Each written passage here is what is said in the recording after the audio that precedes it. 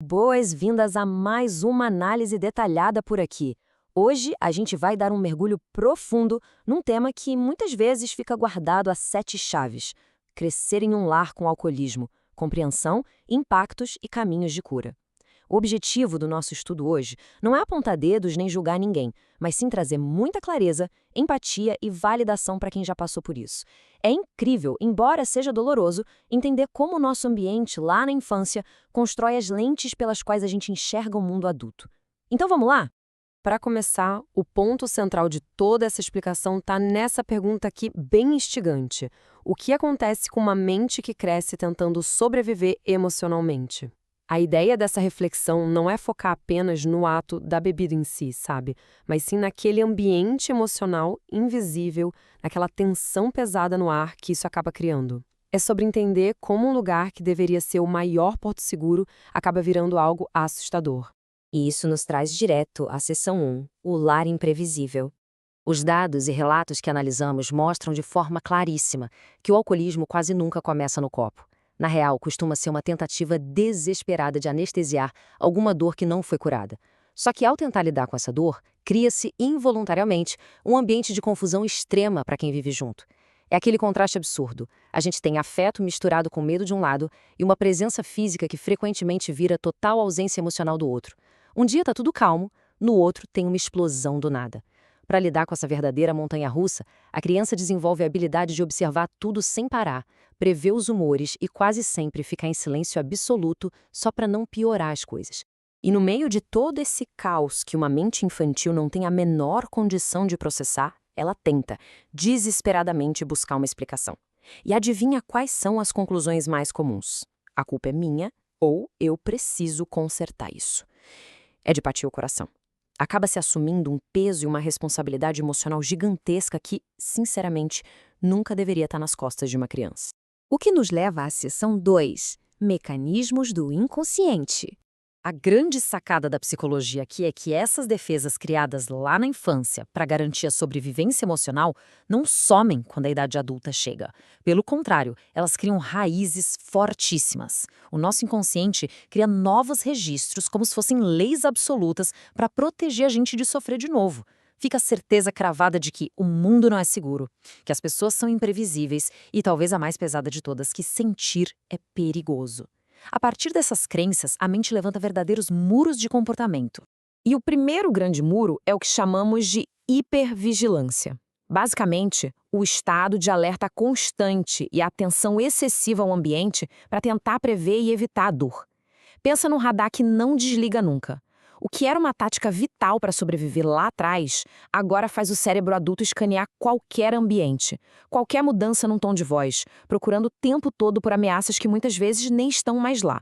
E andando de mãos dadas com esse radar de ameaças, temos a repressão emocional.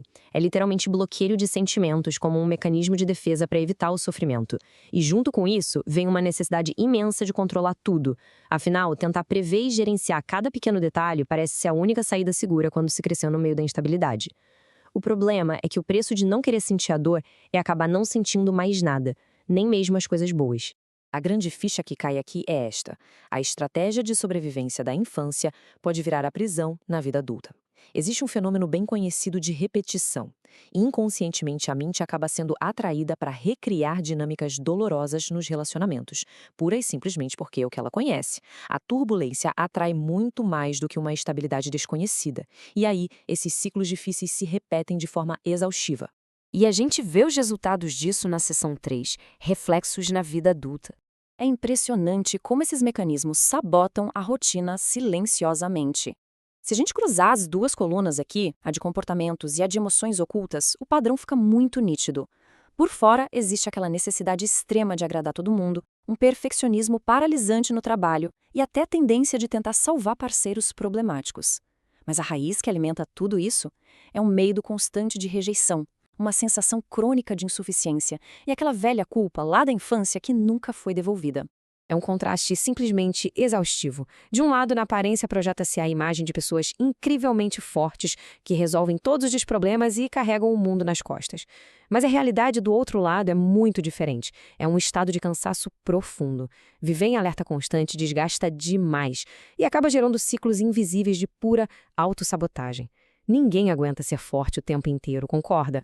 Mas calma, tem saída. Seção 4. O caminho da consciência. A ideia dessa etapa não é de jeito nenhum tentar voltar no tempo e mudar o passado, mas sim usar a clareza para mudar o presente. E o mesmíssimo primeiro passo de toda essa jornada exige muita coragem. É o simples fato de reconhecer e dizer, isso me afetou. É validar a própria história, sem tentar diminuir o impacto do que doeu, sem inventar justificativas e sem tentar fugir. Só o reconhecimento cru da realidade já abre as portas para a transformação. A partir daí, chega-se a esta pergunta superpoderosa. O que essa dor ensinou? E, principalmente, o que não é mais preciso carregar? Dar um passo para trás e fazer essa reflexão permite observar os próprios gatilhos com mais curiosidade. É a chance de finalmente olhar para aquela criança interior que só tentava dar conta de tudo e oferecer a ela a compaixão e a segurança que faltaram na época. O que nos leva, finalmente, à seção 5. Passos para a cura. Compreender o passado é ótimo, mas é a ação no presente que realmente quebra o ciclo. A análise apresenta 4 passos práticos. Primeiro, a escrita terapêutica. Pegar papel e caneta e escrever sem nenhum filtro para externalizar tudo que está preso. Segundo, o diálogo interno, batendo de frente e questionando aquela velha voz da culpa. Terceiro, o exercício focado na criança interior, onde a versão adulta assume de vez o papel de cuidar de si mesma. E quarto, que é indispensável, estabelecer limites. Aprender que dizer um não para os outros é dizer sim para a própria saúde. E um detalhe gigantesco: ninguém deve fazer tudo isso de forma solitária. A importância da rede de apoio aqui é vital. Fazer terapia, participar de grupos de apoio e cultivar relações que sejam verdadeiramente seguras são coisas fundamentais para reescrever a própria história. Se o isolamento foi a armadura no passado, a conexão genuína é o que traz a cura no presente. Para amarrar tudo de um jeito brilhante, o material traz a metáfora do chão instável. Crescer num lar com alcoolismo é como desenvolver a habilidade de andar em uma casa onde o chão treme sem parar. A pessoa aprende a manter o equilíbrio no meio da loucura. O grande problema é que muito tempo depois de sair dessa casa, o corpo e a mente continuam andando daquele jeito defensivo, esperando o próximo tremor, mesmo estando em lugares totalmente seguros e tranquilos. Então, o verdadeiro sentido desse processo de cura é reeducar o próprio sistema nervoso, ensinando a ele que agora o chão é firme. O perigo de verdade ficou lá atrás. Encontrar esse novo ponto de equilíbrio exige tempo e paciência, claro, mas a mensagem que fica é de muita esperança. É totalmente possível desligar esse alarme de sobrevivência. E a gente encerra a análise de hoje com essa provocação fortalecedora. O que pode ser deixado para trás agora que o chão está firme? Quando a gente entende que aquele medo crônico não tem mais utilidade, um espaço enorme se abre para uma vida mais leve, segura e autêntica. Compreender as raízes de toda essa história não muda os capítulos que já passaram, mas com toda certeza garante que o passado pare, de uma vez por todas, de governar o futuro. Até a próxima.